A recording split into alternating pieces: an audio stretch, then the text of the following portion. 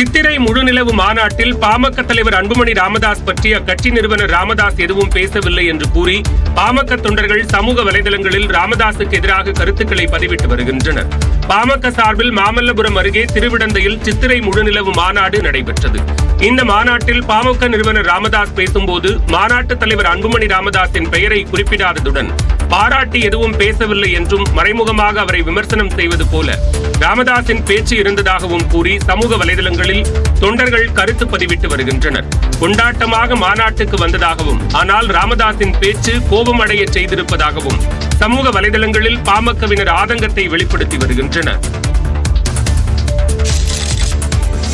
வன்னியர் இடஒதுக்கீடு போராட்டத்தில் உயிரிழந்த 27 தியாகிகளுக்கு பாமக மாநாட்டில் மரியாதை செலுத்தாதது ஏன் என்று காடுவெட்டி குருவின் மகள் விருதாம்பிகை கேள்வி எழுப்பியுள்ளார்.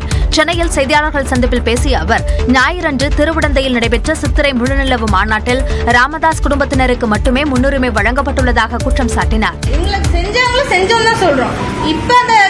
விழுப்புரத்துல மணிமண்டபம் திறந்திருக்காங்க 27 குடும்பத்துக்கு.